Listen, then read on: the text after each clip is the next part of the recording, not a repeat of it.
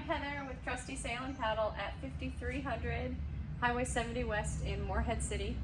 Yesterday I sold my first Christmas kayak and it's October 4th, so figured it might be a good time to start talking about my best recommendations for amazing gifts for the people you love in your life. And we're combining a lot of my personal loves, being on the water, kayaks, and Christmas gifts. So a lot of things that I enjoy.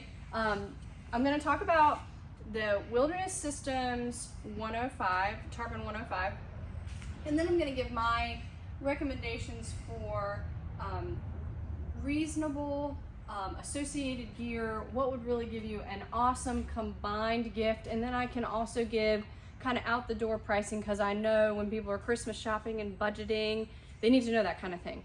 So the Wilderness Systems Tarpon is enduring, incomparable. It is universally regarded as one of the best all-around kayaks on the market. The 105 sits at 10 feet 6 inches despite the 105 title. It is 33 inches across, 55 pounds. So you are looking at a lighter weight kayak. For women, your mom, your sister, your aunt, your granny, a lot of women want a kayak they can load themselves. At 55 pounds, that's an appropriate weight for, to single hand load. If you go lower than that in weight, what you'll sacrifice is durability, or you'll go to more advanced materials like Kevlar, carbon. So for single piece rotomolded polyethylene, Wilderness is bringing to you the best, most competitive product on the market. The Tarpon is fast, efficient paddler. It's one of, if not my very favorite boat to paddle. I find it easy if, and I like most moms, I've got my kids out there and I'm kind of wrangling the kids on their own boats. This one is maneuverable, and you can do that kind of thing in this boat, and it's also multi-water, so you're not limited to calm coastal. If you want to take it on a river, slow moving river, if you want to take it on rougher water, the Tarpon can handle it. And despite only being 10 feet, it's got impressive tracking. So for features on the boat, you've got rigid carry handles, bow and stern and side. So again, for that single-handed loading, you can handle that, you can do that. You've got a paddle park here, you've got bungee for gear, for quick access gear, and then if you release the bungee, you've got a storage hatch, and this is a very voluminous hole. You can fit a ton of stuff in here. So if you have a more adventuresome person that you're buying for, and they might actually go on a type of expedition, you can fit tent, sleeping bag, more gear in that hole. Here you have 4 inches of gear track. This was an update. In 2020, they updated the Tarpon 105. So Tarpon's been made for over 20 years. It really is an enduring model of kayak. So this was one of the updates. I like to have a rod holder here. You can put GPS here. It would be a nice spot for that. If you want charts, or if you want a fish finder, that could be mounted there, and it's got a nice viewing angle from the captain's seat. You have adjustable foot pegs, which that's a primary difference that you'll see in more budget price kayaks. They're going to have molded in foot pegs rather than adjustable ones, but the longer you paddle, the more adjustable everything is, the longer you can keep your comfort level. So also you can engage your core better, and you will have better power from each paddle stroke. So this is actually a nice feature. Here you've got, this was another update, this Magnatech water bottle holder. This is a really strong magnet. So if you tip, that thing's not falling off.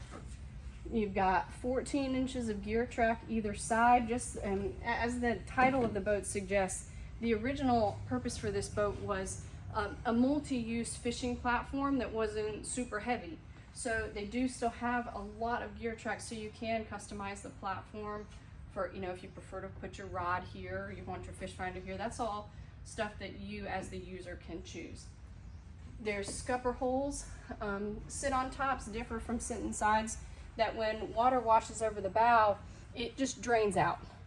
So lots of scupper holes. And then if you want to have a way to anchor, you can use a push pole and go through the scupper hole to hold position. Here you have some molded in pockets. This is nice if you're kind of a minimalist and you want to fish, but you don't want to take, you know, a huge tackle box. That little small Plano 3500 fits there. This is actually a dry box. You can put your phone in here. A highlight for this boat is the seat. This is the Phase 3 Air Pro seat from Wilderness. It's got really good reviews, and it's obvious why. It has 3 points of adjustability. So like I said, if you're on the water all day, you want to stay comfortable. Part of staying comfortable on the water is being able to adjust throughout the day. So for this seat, I've got the hips pulled pretty much as far up as they'll go. To release those, you can push it down. You can bring up the back rest or pop that up, and then it's got adjustability forward and back with these straps. It's got at the back some bungee to keep the seat in place. And then at the stern, you have a pretty fair size stern tank well with some mesh over the top for protection. You can roll this back or you can remove it completely.